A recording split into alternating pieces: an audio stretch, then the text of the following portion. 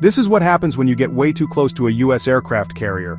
No flag, no AIS signal, no response on the radio, just a rusty fishing boat drifting toward 100,000 tons of American steel, like it had nothing to lose.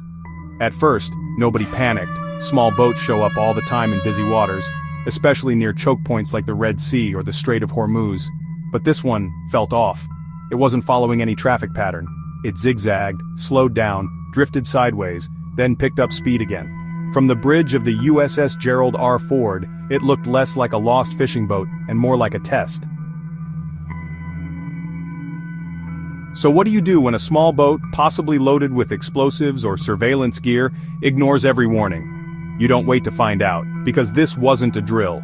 This wasn't a training op. This was live, and the next 10 minutes would show exactly how the US Navy reacts when something sketchy gets way too close to the most powerful ship on the ocean. And trust me, this fishing boat, they picked the worst possible target.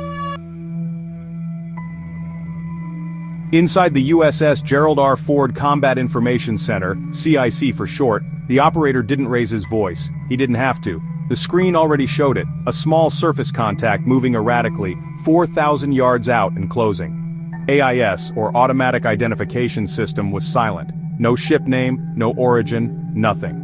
That's not unusual in international waters. Plenty of fishing boats don't broadcast. But this one? It wasn't acting like a fishing boat, it wasn't trolling, it wasn't drifting, but it was heading straight for the Ford's port side. Slow, but deliberate. Bridge CIC, contact drifting left, speed under 5 knots, maneuvering erratically. The officer on the deck leaned toward the chart table. The course didn't make any sense. No response on VHF channel 16 either, the standard radio frequency for ship-to-ship calls. Flight deck, this is the bridge. Prep Seahawk for launch. Set security alert condition 3. That phrase, security alert condition 3, meant the ship was shifting into force protection mode. Not full combat alert, but definitely not peacetime posture. Below decks, sailors snapped to their stations. Weapons crews checked mounts. Visual watchstanders trained binoculars on the water. The command was clear. Watch it. Don't trust it. The call went out again. Calm, but sharp. Seahawk launching. Our RHIB teams on standby, because in less than 2 minutes they'd get a closer look. On the flight deck, nobody waited for confirmation. Yellow shirts moved like they'd rehearsed it 100 times, cause they had. The Seahawk's rotors were already spinning, blades blurring the morning haze into a cyclone. Crew chiefs locked in the door gunner. The pilot gave a single nod, clearance waved, and the helicopter lifted. Below, in the hangar bay, RHIB teams were already loading up. These weren't rubber dinghies. These were 11-meter high-speed intercept craft, armed, fast, and crewed by sailors trained to board anything, anywhere, at a moment's notice. USS Ford wasn't going into full battle mode, not yet, but every layer of defense was peeling open, slowly, deliberately, like a fist forming. On the bridge, the captain reviewed the incoming track again. Speed slow, course still creeping toward their port side, intent unknown.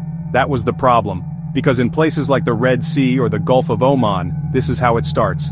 First, it's a boat, then it's an explosion. And if it isn't a bomb, it might be a scout, or a camera, or just a dumb mistake. But until you know, you prepare for all of them. The Seahawk banked hard over the ocean, dropping to a low hover just 200 feet off the water. From the door gunner's view, the fishing boat looked even sketchier. There were 5 men on board, no uniforms, and one of them was standing near the bow, still holding that long object. Still no response to hails. The Seahawk's pilot called it in, saying, "Negative contact, no acknowledgement, boat remains on course." Back on deck, the RHIB teams waited for the green light. One word from the captain, and they'd launch. But first, the Navy was going to give that little boat one last chance, because if it didn't take it, things were about to move fast. The Seahawk edged lower, circling the fishing boat in a wide arc. From above, the water was calm, too calm. The boat rocked slightly in the swell but made no effort to change course or signal back. No hand waves, no lights, just 5 men watching. The pilot's voice crackled over comms, possible visual on antenna structure mid-deck, improvised, unclear purpose. Antennas on a fishing boat, not impossible but not good either. Sometimes smugglers rig up old radios to communicate offshore. Other times it's surveillance gear. And in this part of the world, surveillance is never innocent. The Seahawk's door gunner pivoted his weapon down, but held fire. A clear show of force, not an act of war. Below him, one man finally stood, slowly raised both hands in the air. The pilot made another pass and caught it, a makeshift tarp, pulled back just slightly. Beneath it, metal tubes, shiny, not fishing gear. Could have been piping, could have been worse. But that was enough. This wasn't new, this wasn't random, and at this range, guessing was off the table. The order came down. Deploy RHIBs, eyes on, no engagement unless fired upon. From the starboard side of the Ford, 2 RHIBs launched within seconds, each crewed by 6 sailors in body armor, rifles at the ready. They moved fast, slicing across the surface like sharks on a mission. No alarms, no sirens, just steel precision and a rising tension in the air. Whatever this fishing boat was, it was about to get a visit. The boarding team wasted no time. The first RHIB pulled alongside, hooks out, sailors up and over the rail in seconds. Orders barked, weapons drawn. The fishermen, if that's what they were pushed down, zip-tied, and searched on deck. The second team began lifting the tarp. What they found: long metal tubes, wires, sat phone, spare fuel tanks. Some of it could pass as fishing gear, but some of it couldn't. Not even close. Still no flag, still no ID. Whatever this vessel was doing out here, it wasn't looking for tuna. And now that the Navy had control of the deck, they were about to find out exactly what kind of mess they'd just intercepted. The RHIB team moved fast. One sailor secured the engine controls, another scanned the deck for tripwires or hidden compartments. Every inch of the boat was treated like it could bite, because sometimes it does. The 5 men were zip-tied and seated near the stern, guarded by 2 sailors with M4S ready. None of them spoke English, or maybe they just didn't want to. Either way, the questions could come later. First, clear the boat. The boarding officer opened one of the storage hatches. Inside, jerry cans, loose wiring, cheap radios, a plastic-wrapped pack of documents soaked with seawater and diesel. One of the RHIB crew pulled out a battered sat phone with a cracked screen. The call log showed a number, no name, just digits. It didn't match anything in the open maritime registry. Then came the surprise, folded beneath the tarp near the stern, a wad of currency. Not dollars, not Yemeni rials, Iranian. And that changed everything. Because the moment you find Iranian cash and encrypted radios on a fishing boat drifting near a US carrier group, it's no longer just an intercept. It's a potential intelligence jackpot. Back on the Ford, the CIC received the boarding report in real time. Images transmitted via handheld uplinks, gear, documents, faces. Within minutes, intel officers were flagging items for further analysis. Was this a smuggling op, a reconnaissance mission, or something worse? No one knew yet, but the clues were piling up fast. While the RHIBs prepared to tow the boat for a full inspection, the carrier never slowed down. Planes still launched. Flight deck operations never even paused. Because, the Ford doesn't stop for small boats. It moves with purpose. And if something gets in the way, the Navy handles it, then moves on. Once secured, the boat was rigged for tow and pulled toward the nearest escort destroyer for a full sweep. The RHIB teams offloaded the detainees and evidence into custody. Fuel logs, electronics, that stack of Iranian bills, all tagged and bagged. On board the USS Gerald R, a Navy intelligence team got to work. The sat phone pulled for digital forensics. The radios checked for encryption keys or stored frequencies. The documents translated and cross-referenced. In recent years, U.S. Navy ships have regularly intercepted similar boats, unflagged, underpowered, drifting suspiciously near high-value units. Some carried smuggled weapons, others acted as scouts for missile attacks.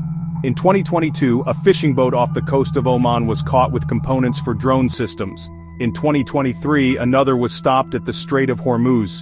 The crew claimed to be lost but carried encrypted radios and night vision gear. So when this kind of thing happens, it's not just a nuisance, it's a probe. A test to see how close you can get before the carrier reacts. A way to measure response time, radar range, helicopter launch windows. That's why even a single small boat gets the full playbook. Visual IDs, radio hails, Seahawk flyovers, RHIB intercepts, and full boarding operations. Because honestly, if you treat it like nothing, that's when it becomes something. And if this boat was part of a bigger plan, well, it wouldn't be the first time. To most people, a lone fishing boat isn't a threat, but to the US Navy it's a variable. Because when you're operating a 100,000-ton aircraft carrier in contested waters, there's just no such thing as a harmless unknown. That's why the USS Gerald R never sails alone. Every U.S. aircraft carrier operates as part of a carrier strike group, a mobile fortress made up of destroyers, cruisers, submarines, and supply ships. Together, they form a layered defense system designed to detect, deter, and destroy threats long before they get close. And it starts with sensors. From the E-2D Hawkeye flying overhead to the Spy-1 radar arrays aboard Arleigh Burke-class destroyers, everything in the air and sea is constantly tracked, categorized, and evaluated. A skiff without an AIS that pings a course that doesn't match maritime patterns, that's logged. A radio going active in the wrong frequency band, flagged. But it doesn't stop at detection, there's escalation. First comes the Security Alert Condition 3, an internal state of readiness. Sailors shift to defensive posts, communications go secure. The flight deck ramps up launch capabilities, and helicopters like the MH-60R Seahawk are launched with surface radar, thermal imaging, and a gunner trained to make decisions in seconds. And if the threat gets closer, the response shifts. RHIBs, or rigid hull inflatable boats, are deployed. Fast, nimble, and loaded with VBSS teams, visit, board, search, and seizure units, trained for high-risk intercepts. These aren't just inspections, they're tactical takedowns on open water. But even that's just the surface. Every escort in the strike group carries interceptors, SM-2 missiles for high-altitude threats, ESSM, evolved Sea Sparrow missiles for close-range attacks, and CIWs, or CIWS, the Phalanx Close-In Weapon System. That last one? A radar-guided Gatling gun that fires 75 rounds a second. It doesn't ask questions. And here's the part that most people don't realize. This happens regularly. In the Gulf of Oman, the Red Sea, and the South China Sea, small unflagged vessels approach Navy ships every month. Some are just reckless fishermen, others are scouts, smugglers, or worse, floating IEDs looking for a soft target. That's why the Navy responds the way it does. Not out of paranoia, out of pattern recognition, because hesitation has a cost. And in these waters, the difference between a skiff full of tuna and a skiff full of explosives, sometimes less than 30 seconds.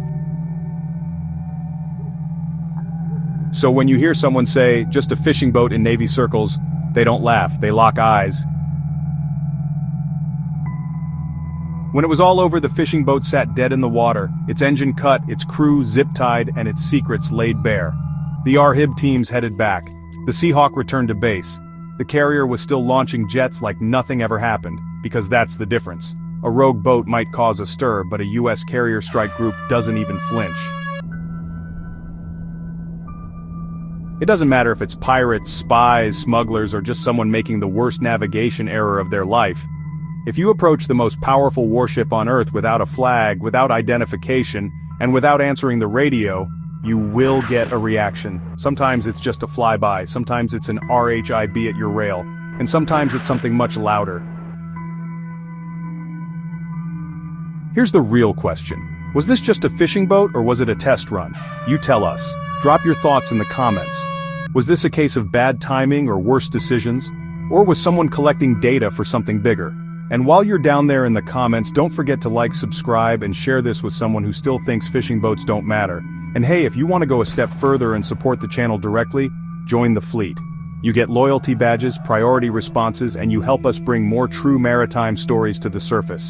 Click join on our channel page and get on board.